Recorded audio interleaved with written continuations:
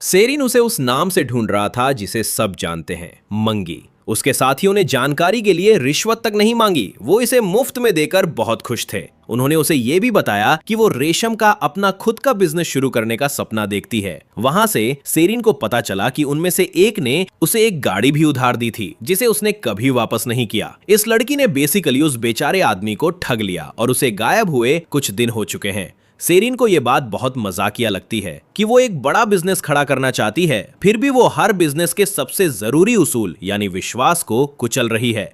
थोड़ी दूर चलने के बाद ऑटोमेशन कैसल उन्हें दिखने लगता है। तभी हालात एकदम से पलट जाते हैं। कोई उस पर एक फेंके गए खंजर से अचानक हमला करने की कोशिश करता है। सेरिन अपने शरीर से उसे बचाता है, जिससे खंजर उसके हाथ में धंस जाता है। उसे मारने की कोशिश करने वाले ये हरे लोग हैं। ऐसा लगता है कि उत्तराधिकार की जंग पहले ही शुरू हो चुकी है। देखते ही देखते सेरिन सारे गॉब्लिन्स को ठिकाने लगा देता है। यहाँ तक कि क्यूम भी ये देखकर हैरान है कि ये लिजर्ड मैन लड़ाई में कितना माहिर है। बात चली है तो उसे यूरी नाम के एक बदनाम लिजर्ड मैन योद्धा के बारे में सुनने की याद आती है। सेरिन इन अफवाहों को कंफर्म करता है। वो असल में ब्लैक स्केल लिजर्ड ट्राइब का सबसे बेहतरीन योद्धा है।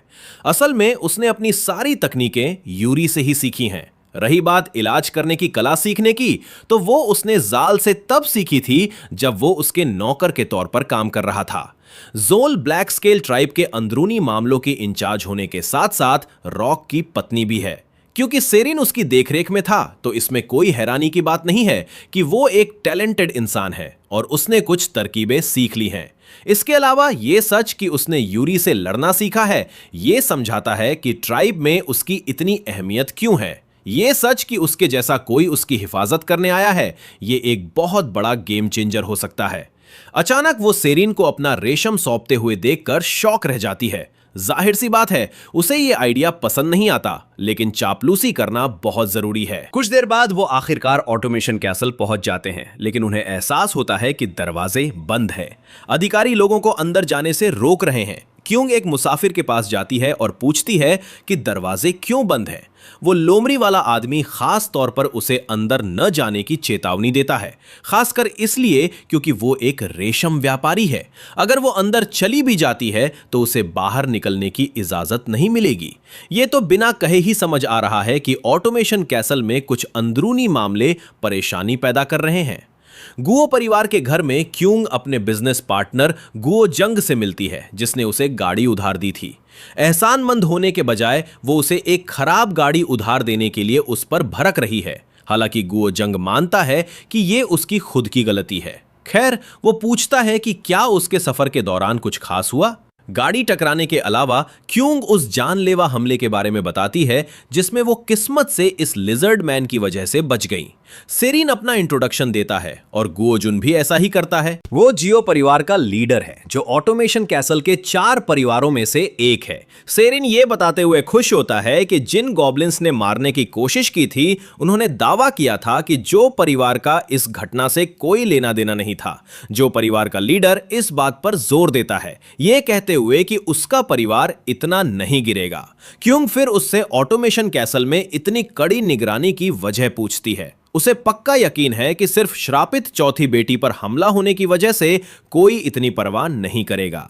खैर, पता चलता है कि कैसल के अंदर भी जानलेवा हमला हुआ था। अब जबकि कैसल का मालिक जा चुका है, ऑटोमेशन कैसल का एक मुख्य वारिस, उसका भाई हाई डैन, गायब हो गया। कुछ देर बाद वो तीनों उस कमरे में जाते हैं जहां हमला हुआ था। वो कमरा क्यूंग को पुरानी यादों से भर देता है। बचपन में वो अपने भाई के बहुत करीब थी, लेकिन समय बीतने के साथ वो दूर हो गए। सेरिन को अचानक फर्श पर खून के धब्बे दिखाई देते हैं। धब्बे साफ तौर पर दिखाते हैं कि किसी ने खून साफ करने की कोशिश की थी। अगर खून का धब्बा इतना बड़ा था, तो यह अंदाजा लगाना कोई मुश्किल काम नहीं है कि शिकार पहले ही मर चुका है। अधिकारियों को भी सबूत मिल गए थे, लेकिन प्रॉब्लम यह है कि उन्हें उसकी लाश नहीं मिल सकी। ये निशान मिलने के बाद उन्होंने कैसल के दरवाजे बंद कर दिए ताकि मुजरिम लाश को बाहर ना ले जा सके। लाश पक्का सड़ेगी और बदबू मारने लगेगी। अगर ऐसा होता है तो मुजरिम का पकड़ा जाना बस कुछ ही समय की बात है। लेकिन फिर क्यूंग को यह बात अजीब लगती है। खून करने से पहले मुजरिम इतना बेवकूफ तो नहीं हो सकता कि उसने इस बारे में ना सोचा हो। खैर ये उसकी प्रॉब्लम नहीं है और वो इस बारे में ज्यादा ना सोचने का फैसला करती है। अचानक उसे एक मनहूस सा एहसास होता है। कोई काली परछाई उससे बात कर रही है। वो हस्ती मुजरिम का पर्दाफाश करने को तैयार है। जब वो अपने अंदरूनी ख्यालों में उलझी हुई है, सरीन साफ तौर पर महसूस कर सकता है कि उसकी तबीयत ठीक नहीं है। ऐसा लगता है कि उसे उन सवालों के जवाब मिल गए हैं जिनकी वो जांच कर रहे थे। वो एक ऐसे इंसान के बारे में जानना चाहती है जिसके पास इतना बड़ा मटका हो जिसमें एक लाश को बिना शक के रखा जा सके। उन्हें एक ऐसे इंसान की जरूरत है जो मांस रखने वाले मटकों का इस्तेमाल करता हो। दो नाम दिमाग में आते हैं, या तो कसाई की दुकान का मालिक या फिर कोई शिकारी। अगर कोई किसी लाश को सड़ने से लंबे समय तक बचाना चाहता है तो उसे नमक में रखना सबसे सही तरीका है। कोई ऐसा जो आसानी से एक शिकारी को अपने साथ कैसल में ले जा सके, और कोई ऐसा जिसके घर में मटकों के अंदर नमक में रखा हुआ बहुत सारा मांस हो। कोई ऐसा जो अक्सर ऑफिस आता जाता हो। अगर वो बताई गई शर्तों के साथ मुजरिम को ढूंढे तो इन सब बातों पर खरा उतरने वाला इकलौता इंसान उत्तराधिकार का एक उम्मीदवार भी है। वो इंसान है हाइजिन क्यूंग की बहन। जाहिर सी बात है, क्यूंग का शक बिल्कुल सही निशाने पर था। इस तरह भले ही उसने कैसल के अंदर सिर्फ कुछ ही लोगों के साथ यह टिप शेयर की थी, जब तक सबको डैन की मौत के बारे में पता चला वो पहले ही जिन को मुख्य मुजरिम मान चुके थे। कोई चारा ना होने की वजह से पोल खुलने के बाद जिन को ऑटोमेशन कैसल से भागने पर मजबूर होना पड़ा, लेकिन उसका सफर उसकी छोटी बहन हाइमिन ने बीच में ही खत्म कर दिया। उसने अपनी ही बहन पर अचानक हमला किया और उसे अपनी आंखों के सामने मरवा दिया। फिर उस पर भी उसके भाई ने हमला कर दिया और जिन को ठिकाने लगाने आए आदमियों के साथ उसे भी चाकुओं से गोद कर मार डाला। 3 भाई बहनों के पहले ही मर जाने के बाद जिन का रास्ता लगभग साफ है। इस आदमी के लिए आखिरी शिकार हमारी लड़की क्यूंग ही बची थी। आने वाले दिनों में क्यूंग को यह चौंकाने वाली खबर मिली कि जिन और मिन मृत पाए गए। उसी जगह पर जहां बाकी लाशें मिली थीं, उन्हें डैन की लाश भी मिल गई। अब तक तो कोई बेवकूफ भी समझ जाएगा कि इन सारी हत्याओं के पीछे किसका हाथ है। जाहिर सी बात है, वो जून हाई है। उसे पता था कि जिन पहले हमला करेगी और मिन इसे एक मौके के रूप में देखेगी। क्योंकि वो अपने भाई बहनों के खतरनाक प्लान जानता था, उसने तब तक इंतजार किया जब तक उन्होंने एक दूसरे को रास्ते से नहीं हटा दिया। वो बता सकती है कि उस पर हुआ जानलेवा हमला भी उसी का किया धरा था।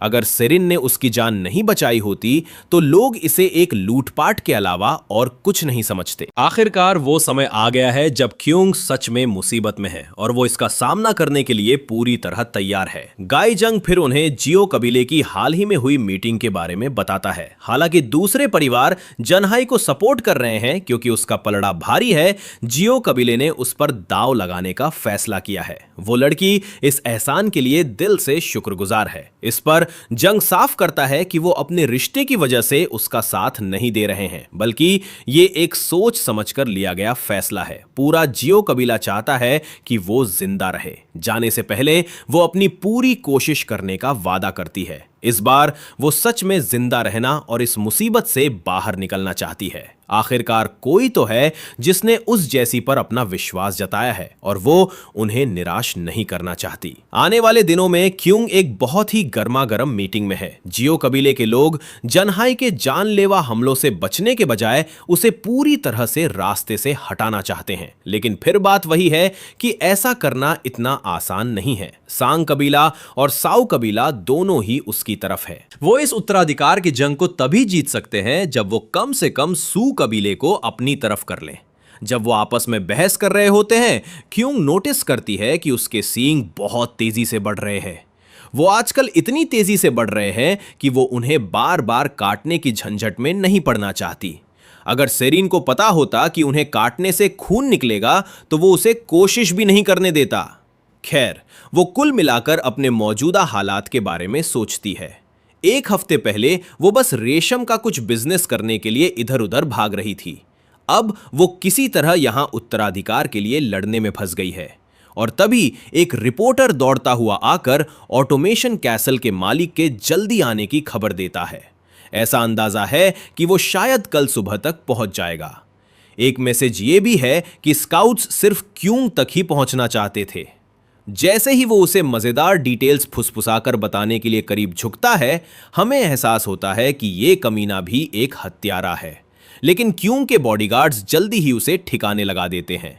उस आदमी को अपना छिपाया हुआ खंजर चलाने से पहले ही मार गिराया गया। ये आदमी असल में जियो कबीले का था, जिसका मतलब है कि उसे दुश्मन पार्टी ने रिश्वत दी थी।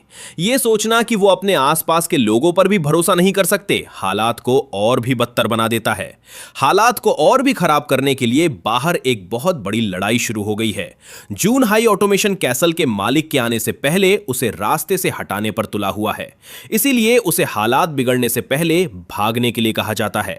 उनके पास इस अंडरग्राउंड रास्ते का इस्तेमाल करने के अलावा कोई चारा नहीं है। वो लड़की इस अंडरग्राउंड गटर से होकर जाने के लिए बिल्कुल भी खुश नहीं है, लेकिन उनके पास कोई ऑप्शन नहीं है और आखिरकार वो अंदर कूद जाते हैं। जब वो इस बदबूदार जगह से गुजरते हैं, सरीन को उम्मीद नहीं थी कि वो लड़की इतनी हिम्मत दिखाएगी।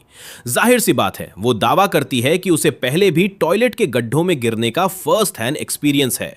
उस दिन जब वो गिरी थी तो उसकी जान जाते जाते बची थी, लेकिन शुक्र है कि गंदगी के एक बहुत बड़े ढेर ने उसके गिरने की चोट को कम कर दिया। फिर वो बिना किसी चोट के लुढ़कते हुए सीधे गटर तक पहुंच गई, लेकिन वहां रोशनी की एक किरण तक नहीं थी। ठीक जब वो अपनी इस खौफनाक किस्मत के आगे हार मानने ही वाली थी, उसे हवा में तैरती हुई रोशनी दिखाई दी। उसने उस खतरनाक रोशनी का पीछा किया और गटर से बाहर निकलने में कामयाब रही। जिन कीड़ों ने उसे रास्ता दिखाया था वो जुगनू थे, और ये सच कि वो कीड़े असल में ऐसी जगह पर नहीं पाए जाते, यही साबित करता है कि ये एक चमत्कार था। खैर, सरीन को यह समझने में ज्यादा समय नहीं लगता कि असल में उसे किसने बचाया था। हालांकि वो इसे बोलकर नहीं बताता, वो ऐसा नाटक करता है कि शायद कोई अलग प्रजाति गलती से इस टॉयलेट के गड्ढे में आ गई होगी। आखिरकार वो बाहर निकलने वाले दरवाजे तक पहुंच जाते हैं। सरीन यहां से आगे चलने का फैसला करता है। अगर वो कुछ समय बाद वापस नहीं आता है तो उसे उल्टी दिशा में भागने का ऑर्डर दिया जाता है। जब वो आदमी चला जाता है तो क्यों वहां अकेले ये सोचने के लिए रह जाती है कि सरीन असल में कितना परवाह करने वाला इंसान है। इस पॉइंट पर वो सिर्फ और सिर्फ उसी की वजह से जिंदा है। 3 हफ्ते हो चुके हैं जब से वो उसकी मर्जी के खिलाफ बहस कर रही है, लेकिन वो जिद के साथ अपनी बात पर अड़ा हुआ है। अचानक उसे कुछ अजीब और डरावनी आवाजें सुनाई देती हैं। ये उसे उस चेतावनी की याद दिलाता है जो उसने उसे पीछे भागने के लिए दी थी, लेकिन पीछे हटने के बजाय वो अपने डर से बगावत करती है और अपने दोस्त को बचाने के लिए सीधे आगे की तरफ दौड़ पड़ती है। जैसे ही वो गटर से बाहर आती है, वो सरीन को एक भाले से बिंधा हुआ देखती है। उसका भाई जून भी वही है जो पहले से ही इस लिजर्ड को ठिकाने लगाने पर बहुत घमंड महसूस कर रहा है।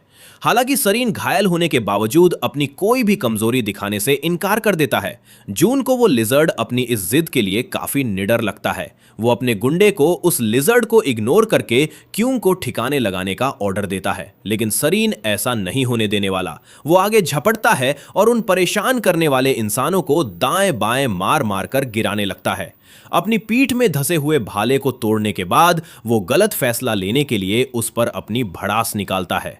भले ही भाग जाना सबसे सही फैसला था, फिर भी उसे उसका ये निडरपन पसंद भी आता है। उसने भागने के बजाय अपनी मर्जी से लड़ने का खतरा मोल लिया। उसे लगता है कि वो बिल्कुल उसी की तरह है। भले ही उसे सिर्फ उसकी हिफाजत करने का ऑर्डर मिला था, अपनी जान खतरे में डालने का नहीं, फिर भी उसने ऐसा ही किया। जब वो अपने दुश्मन से लड़ने के लिए एक साथ अगल बगल खड़े होते हैं, जून अपने गुंडों को दोनों में से किसी एक को भी मारने और रेशम से भरी एक गाड़ी इनाम में जीतने का ऑर्डर देता है। भले ही वो गुंडे इस लिजर्ड मैन को मारना चाहते हैं, लेकिन वो हिचकिचा भी रहे हैं। वो इस बात से डर रहे हैं कि कहीं ये लिजर्ड मैन चुना हुआ इंसान ना हो। लेकिन उनका समझदार लीडर उन्हें याद दिलाता है कि अगर वो चुने हुए लोगों में से होता तो वो पीठ में भाला घोंपे जाने तक अपनी ताकत नहीं छिपाता। इस बीच सेरिन अपने मौजूदा हालात का अंदाजा लगा रहा है। दूसरी तरफ की दीवार ज्यादातर जमे हुए नमक के क्रिस्टल से बनी है और यह सीधे पास की एक नमक की खदान से जुड़ी है। वो लड़की से कहता कहता है कि वो दाईं तरफ भागने वाले हैं, जिससे वो बहुत कंफ्यूज हो जाती है क्योंकि वहां एक बहुत ऊंची दीवार खड़ी है। सेरिन मानता है कि वो कोई चुना हुआ इंसान नहीं है, लेकिन इसका मतलब ये नहीं है कि वो कोई मामूली लिजर्ड है। आखिरकार वो अपनी ट्राइब का दूसरा सबसे बेहतरीन योद्धा है। जैसे ही दुश्मन आगे बढ़ता है, वो उसे दाईं तरफ पूरी स्पीड से भागने के लिए तैयार रहने को कहता है। अपना ये भाई अपने हाथों को सिर के ऊपर रखता है और एक खूंखार आर्माडिलो की तरह दीवार को चीरता हुआ निकल जाता है, जिसे देखकर सबके होश उड़ जाते हैं।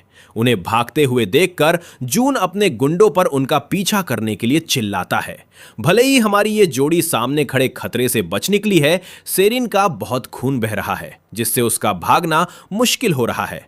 हालात को और भी खराब बनाने के लिए वो सुरंग में एक बंद रास्ते पर पहुंच जाते हैं। इससे पहले कि खून बहने से उसकी मौत हो जाए, वो बाकी का भाला बाहर खींचने का सुझाव देती है, लेकिन वो इसके खिलाफ फैसला करता है।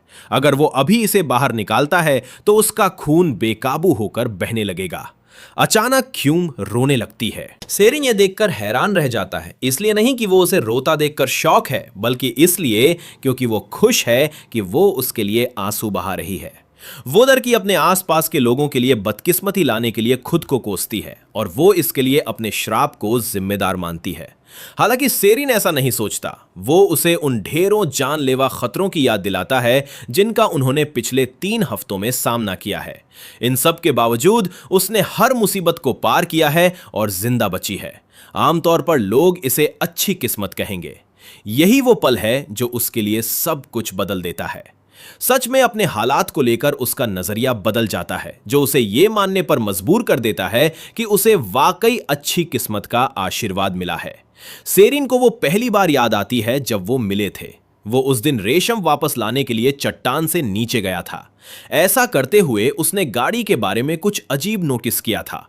ऐसे निशान थे कि किसी ने जानबूझकर गाड़ी के उस हिस्से को नुकसान पहुंचाया था जो पहिए की धुरी को अपनी जगह पर रखता है। उसने गद्दी की जंग सच में शुरू होने से पहले वो गाड़ी यूं से उधार ली थी। रही बात पुरानी घटनाओं की, तो यह भी शक पैदा करता है कि टॉयलेट का फर्श सिर्फ एक बच्चे के वजन से इतनी आसानी से कैसे टूट गया। उसका मानना है कि गद्दी की जंग से अलग भी कोई उसकी जान के पीछे पड़ा था। एक बार फिर वो मनहूस श्रापित आवाज उसके दिमाग में गूंजती है। वो आवाज क्यों का पर्दाफाश करती है कि वो ये ना जानने का नाटक कर रही है कि उसे निशाना बनाया जा रहा है। असल में वो ये भी जानती थी कि कौन उसके पीछे पड़ा है और आखिर कौन उसे मरवाना चाहता है। आखिरकार उसका भाई और उसके गुंडे उन दोनों को घेर लेते हैं। वो इस बात पर घमंड कर रहा है कि अब वो नमक की खदान के अंदर बहुत गहराई में फंस चुके हैं। वो पहले की तरह दीवारों को तोड़कर नहीं भाग पाएंगे। इशारा मिलने के बाद वो गुर्गे उस घायल दुश्मन की तरफ दौड़ते हैं। अभी सेरिन को सिर्फ उसी किस्मत पर भरोसा है जिसने हमेशा क्यूंग को भागने में मदद की है। और फिर आखिरकार एक चमत्कार हो जाता है। दोनों गुटों के बीच बिजली का एक गोला बनने लगता है और उसमें से वो स्टिंगरे बाहर आ जाता है। स्टिंगरे एक खुशखबरी सुनाने आया है। सेरिन म्यूल को चुन लिया गया है। उन गुंडों को समझ नहीं आता कि ये जीव क्या बकवास कर रहा है। रही बात उनके घटिया लीडर की, तो वो अपना सब्र खो रहा है और उन पर आगे बढ़कर हमला करने के लिए चिल्लाता है। इस बीच सेरिन चुने हुए लोगों में से एक बनकर काफी हैरान है। आखिरकार उसकी ट्राइब से सिर्फ 5 ही लोग थे। उसे गिनकर ये गिनती 6 हो जाती है। एक और इकलौती पॉसिबिलिटी ये है कि पहले से मौजूद चुने हुए लोगों में से कोई मर गया है और वो इंसान स्टारगेजर है जिसने एक वारिस के लिए जगह खाली छोड़ दी है। क्योंकि सेरिन अपनी ट्राइब का दूसरा सबसे बहादुर इंसान है, तो वो इस जिम्मेदारी को उठाने के काबिल है। अब से सेरिन भगवान की इच्छा पूरी करने वाले एक नुमाइंदे की तरह काम करेगा। जो भगवान की इच्छा को आगे बढ़ाते हैं, उनके पास भगवान की ताकत उधार लेने और उसका इस्तेमाल करने की क्षमता भी होती है। इस पॉइंट से आगे वो ऑफिशियली चुने हुए लोगों में से एक है। ऐसा लगता है लड़ाई का पासा अब पलटने वाला है। क्योंकि वो मॉन्स्टर अब गायब हो गया है, लीडर अपने नौकरों को इस मौके का फायदा उठाने और हमला करने का ऑर्डर देता है। वो गुंडे बिना कुछ शक किए अपनी मौत की तरफ दौड़ने लगते हैं। रही बात अपने चैड लिजर्ड की, तो वो अब बिजली से पूरी तरह से सुपर चार्ज हो चुका है। अपने पेट से भाले को खींचकर निकालने के बाद वो खून रोकने के लिए जल्दी से अपने घाव को जलाकर बंद कर लेता है। जो बेचारे उसकी तरफ बढ़ रहे हैं वो शायद उन खौफनाक हालात को समझने में नाकाम रहे हैं जिनमें वो फंस चुके हैं। अपना हाथ आगे बढ़ाने के बाद वो आसमान से बिजली गिराता है, पूरे झुंड को बिजली का झटका देता है और उन्हें बुरी तरह से नॉकआउट कर देता है। जो बचकर खड़े रह जाते हैं वो जल्दी से उल्टे पैर मुड़ते हैं और अपने कायर लीडर के साथ पीछे हटने लगते हैं। जाहिर सी बात है, मुझे लगता है कि वो हमारी जोड़ी को पकड़ने का अपना इकलौता मौका गवा रहे हैं, क्योंकि सरीन उस हमले के बाद बहुत बुरी तरह थक चुका है। लेकिन क्यूंग को इस बात का एहसास नहीं होता।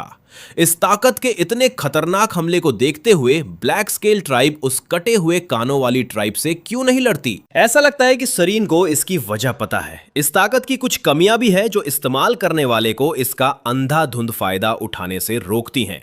सरीन पहले से ही अपने अंदर एक तरह की दिमागी थकान महसूस कर रहा है। शायद इसीलिए ओवेन इस ताकत का इस्तेमाल करने के बाद हमेशा एक सिगरेट पीता था। ये बात क्यूंग को उसके लिए परेशान कर देती है, लेकिन वो उसे यकीन दिलाता है कि वो ठीक है। असल में वो अब थोड़ा बेहतर महसूस कर रहा है क्योंकि उसका खून बहना बंद हो गया है। कुछ देर बाद सरीन को अपने रास्ते में आने वाले दूसरों को भी बिजली से भूनते हुए देखा जा सकता है। चलिए हेगेमोनिया को नहीं भूलते, जिसने जन हाई पर दाव लगाया था, वो उम्मीदवार जिसे उत्तराधिकार की रस्म जीतनी थी। हेगेमोनिया के पास बीच में आने और नेबुला को यह जीत न छीनने देने के अलावा कोई चारा नहीं बचता। वो सरीन से लड़ने के लिए अपना सेबर टूथ वाला शेर भेजता है। हमारी जोड़ी को कोई आइडिया नहीं है कि ये इतनी बड़ी बिल्ली आखिर कहां से आ गई। वो बाघ अपना सब्र खो देता है और उन पर झपटता है। सरीन भी खुद को नहीं रोकता। वो अपनी सारी ताकत लगाता है और उस बड़ी बिल्ली को बिजली का झटका देकर जिंदा भून डालता है। इस पॉइंट पर क्यूंग का दिमाग काम करना बंद कर रहा है। आखिर कैसे एक सेबर टूथ बाघ ऑटोमेशन कैसल में घुसपैठ कर लेता है और सीधा नमक की खदानों में आ जाता है? उसने सिर्फ कुछ ही घंटों में इतना कुछ ऐसा देख लिया है जिस पर यकीन करना मुश्किल है कि अब वो बेहोश होना चाहती है। इस गुफा के बाहर एक और अजीब चीज देखना वो आखिरी बात है जो वो सहना चाहेगी। गुफा के बाहर वो आखिरकार जून को घेर लेते हैं, जिसमें अपने हालात के बारे में शिकायत करने की हिम्मत अभी भी बाकी है। उसकी ये बेशर्मी सच में क्यूंग को गुस्सा दिलाती है, क्योंकि उसी ने ये सब शुरू किया था। अपनी हरकतों की जिम्मेदारी लेने के बजाय वो कमीना विरासत की इस लड़ाई में दखल देने के लिए सारा इल्जाम उसी पर लगा देता है, जो कायदे से सिर्फ भाई बहनों के बीच होनी चाहिए थी। वो उसे बाहरी लोगों को शामिल करने के लिए जिम्मेदार ठहराता है, एक ऐसी प्रजाति जो इंसानों के लिए सीधा खतरा है।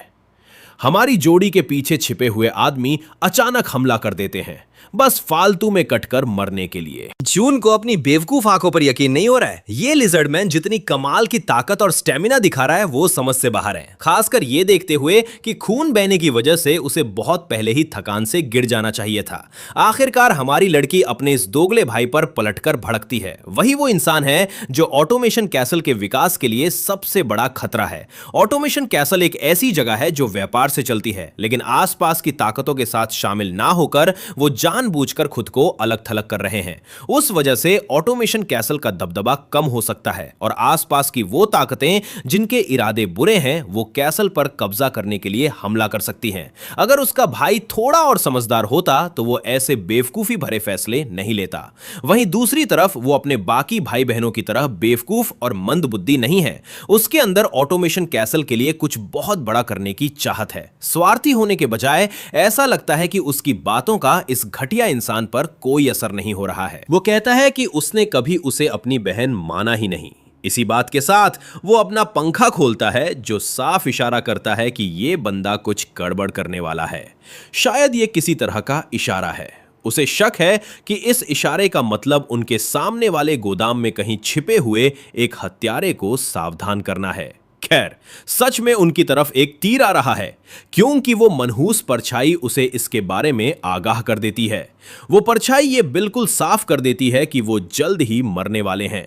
अगर तीर को रोका नहीं गया तो वो पहले ही बहुत धीमी है। सेरिन ने भी उस आते हुए तीर को नोटिस कर लिया है, हालांकि वो 1 सेकंड से चूक जाता है। वो मनहूस हस्ती उसे तीर छूटने से पहले ही इस हत्यारे के बारे में चेतावनी दे देती, लेकिन उसके सींग अभी पूरी तरह से नहीं बढ़े हैं, इसलिए वो पॉसिबिलिटी तो पहले ही खत्म हो गई थी। अब क्यों को कोई ऐसा तरीका सोचना होगा जिससे वो उस आते हुए तीर से सफलतापूर्वक बच सके। वो लड़की एक पल के लिए सोचती है और उसे समझ आता है कि बहती हुई हवा तीर को दूसरी दिशा में मोड़ने में मदद कर सकती है। वो मनहूस हस्ती इस पॉसिबिलिटी को मंजूरी देती है और तुरंत वो एक छोटा सा बवंडर पैदा कर देती है, जिससे तीर अपना रास्ता भटक जाता है। हर कोई हैरान है और क्यों भी वो इस मनहूस हस्ती की असली सच्चाई पर सवाल उठा रही है। आखिर ये हस्ती सच में क्या है, एक श्राप या किस्मत? वो हस्ती दावा करती है कि वो इन दोनों में से कुछ भी नहीं है। वो फ्यूचर के लिए अनगिनत पॉसिबिलिटीज देख सकती है और वो रास्ता चुन सकती है जो हालात के लिए सबसे सही होगा और सबसे ज्यादा फायदा लाएगा। आसान शब्दों में कहे तो ये हस्ती प्रोबेबिलिटी को कंट्रोल कर सकती है। सही कहा ना? तभी एक सिस्टम नोटिफिकेशन नेबुला को हाई क्यूं की शैतानी खूबी के जागने के बारे में बताता है। इसे प्रोबेबिलिटी कहा जाता है। हेगेमोनिया को यह सोचकर खुद पर सबसे बड़े जोकर जैसा महसूस होता है कि क्यूं के साथ जो भी हो रहा था वो आखिर में कोई श्राप नहीं था। भाई अपनी इस बेवकूफी भरी गलती पर बुरी तरह बौखला रहा है, जबकि नेबुला इस शानदार पल के मजे ले रहा है। हेगेमोनिया को पूरा यकीन है कि इस किरदार को एक श्रापित हस्ती के तौर पर पहचाना गया था। तो फिर ऐसा कैसे हो गया? वो नेबुला पर किरदार की डिटेल्स को बदलने का इल्जाम लगाता है, लेकिन नेबुला अपने दुश्मन को याद दिलाता है कि उसकी डिटेल्स इस दुनिया में आने से पहले से ही हमेशा से ऐसी ही थीं। अब यह सवाल उठता है कि नेबुला को कैसे पता चला कि उसके पास कोई शैतानी खूबी है। खैर, नेबुला को भी शुरू से नहीं पता था। उसने भी यही सोचा था कि यह एक ऐसा श्राप है जो साथ में बदकिस्मती लाता है। लेकिन फिर नेबुला को कुछ एहसास हुआ। हाई क्यूं के साथ हुई वो अनगिनत बदकिस्मती जैसी लगने वाली घटनाएं असल में उसे जान से मारने की कोशिशें थी जो लोगों ने उस पर की थी। उसे इस बात का एहसास तब हुआ जब बाथरूम का फर्श टूटा था। ऐसा इसलिए हुआ था क्योंकि लड़की के अंदर आने से पहले ही हेडमेड ने फर्श के तख्तों को तोड़ दिया था। हालांकि ऐसे हालातों में भी जहां उसे चाकू मारा जा सकता था या उसे जिंदा दफनाया जा सकता था, वो लड़की बिल्कुल सुरक्षित बच निकली। तभी नेबुला को आखिरकार एक परम ज्ञान का एहसास हुआ। हाई क्यूं के अंदर मौजूद वो चीज बदकिस्मती का कोई सबसे बुरा श्राप नहीं था, बल्कि प्रोबेबिलिटी की वो शैतानी खूबी थी जिसका अगर सही से इस्तेमाल किया जाए तो ये बहुत बड़ी खुशकिस्मती ला सकती है। भले ही नेबुला अपनी पसंद को लेकर लकी साबित हुआ, लेकिन हेगेमोनिया का मानना है कि वो अभी भी नहीं हारा है। उसका किरदार जनहाई अभी तक नहीं हारा है। हालात उसके फेवर में तभी आते हैं जब ऑटोमेशन कैसल का मालिक भी पहुंच जाता है। वो हर किसी को रुकने का हुक्म देता है, क्योंकि मालिक खुद वापस आ गया है तो परिवार को लड़ाई रोकनी पड़ेगी। इस पूरी तबाही को खत्म करने के लिए मालिक एक वारिस चुनेगा। हेगेमोनिया को पूरा यकीन है कि मालिक हाई जन को ही अपना वारिस चुनेगा। आखिरकार पिता और बेटे दोनों की राजनीतिक सोच एक जैसी ही है, जो क्यूं को एक बहुत बड़े नुकसान में डाल देती है। यहीं पर नेबुला अपने दुश्मन से बिल्कुल भी सहमत नहीं है। आखिरकार सच का सामना करने का पल आ ही गया है। मालिक आगे बढ़ता है, लड़ाई रोकने का ऑर्डर देता है और उसी जगह पर अगले वारिस का ऐलान करने का फैसला करता है। लेकिन इससे पहले कि वो अपना फैसला ले, क्यों एक बहुत ही सीधा सवाल पूछना चाहती है। आपने मेरी पूरी जिंदगी मुझे जान से मारने की अपनी पूरी कोशिश क्यों की? यह बात मालिक को हैरान कर देती है। हालांकि वो इस हालात का सामना करने के लिए तैयार लग रहा है, लेकिन वहां खड़े तमाशाबीन और साथ ही जन उसका इतना बेबाक इल्जाम सुनकर शौक रह जाते हैं। मालिक इस बात से इनकार नहीं करता, लेकिन वो उससे कंफर्म करना चाहता है कि उसे ये बात कब से पता है।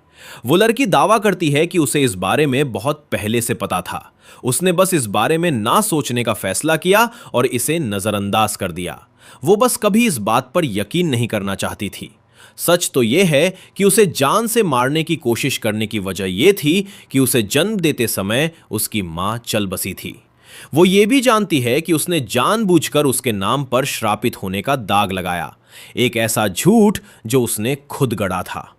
पिता आखिरकार अपनी गलतियां मान लेता है। उसकी पत्नी का शरीर बच्चे को जन्म देने के लिए बहुत कमजोर था और इसी वजह से वो चल बसी। वो औरत उसके लिए बहुत खास थी और उसे खोने से उसे बयां न किया जा सकने वाला दर्द हुआ था। उस पल उसके दिमाग में जो इकलौता शब्द आया वो था श्राप। पिता ने यह मानना चुना कि क्यूंग के सींग ही वो श्राप थे जिसकी वजह से उसकी मां रियो की मौत हुई। कैसल के मालिक की गद्दी कभी ना खत्म होने वाले मुश्किल दिनों से भरी थी और उसने वो इकलौती चीज छीन ली थी जो मालिक के लिए सबसे कीमती थी। एक बार जब कबूलनामा खत्म हो जाता है, क्यूंग अपने पिता को अपना आखिरी फैसला लेने का समय देती है। हालांकि उसका बेटा जन तुरंत बीच में टोकता है, अपने पिता से सवाल करते हुए कि क्या वो अपनी गिल्ट में बहकर उसे छोड़कर क्यूंग को चुन लेंगे। पिता अपने परेशान बेटे को यकीन दिलाता है, भले ही वो थका हुआ है और अंदर से टूट चुका है, वो अपना फैसला सिर्फ और सिर्फ ऑटोमेशन कैसल की भलाई के लिए ही लेगा। भगवानों के एक मोहरे के रूप में ये आखिरी फैसला है जो वो अपनी आजाद मर्जी से ले सकता है। मालिक अपनी पसंद बताने ही वाला होता है कि वो एक गहरी सांस लेता है। इस बीच जिन भगवानों की बात हो रही है उनमें से एक यानी हेगेमोनिया उन भगवानों से भीख मांगता है और प्रार्थना करता है जिन्हें वो जानता है ताकि हालात उसके फेवर में हो जाएं। नेबुला को यह बात बहुत मजाकिया लगती है। भगवानों से प्रार्थना करने का कोई फायदा नहीं होगा क्योंकि वो हेगेमोनिया खुद ही एक भगवान है। इस बीच क्यूंग की शैतानी खूबी सामने आती है और सिर्फ मालिक के होठों की हरकत को पढ़कर ही वो ये अंदाजा लगा लेती है कि क्यूंग ही ऑटोमेशन कैसल की अगली मालिक बनने वाली है। हालांकि क्यूंग इस बात से बहुत खुश नहीं लग रही है। इसकी वजह यह है कि उसके पिता उसे सिर्फ अपने पछतावे की वजह से चुन रहे हैं।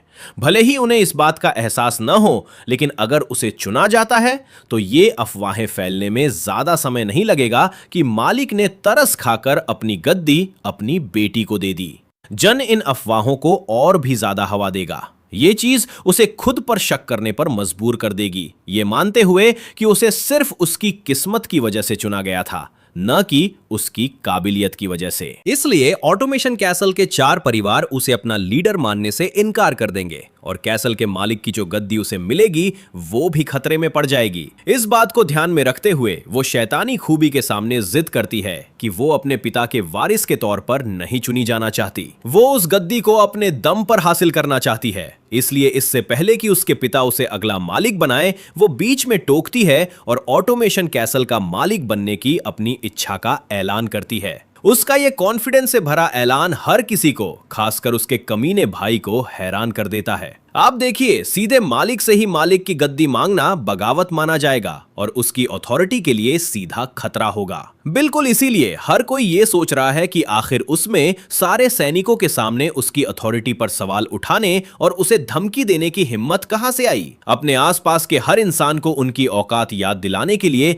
वो सरीन को इशारा करती है और वो लिजर्ड मैन अपनी बिजली की ताकतों को बुलाता है, जिससे एक जोरदार झटका लगता है। इस पॉइंट पे हर किसी को यह बात बिल्कुल साफ हो जानी चाहिए कि सेरीन ब्लैक स्केल ट्राइब का चुना हुआ इंसान है। भले ही उसके पास यहां मौजूद हर इंसान को मारने की ताकत ना हो, लेकिन उसके पास मालिक को मारकर उसे वहां से ले जाने की ताकत तो पक्का है।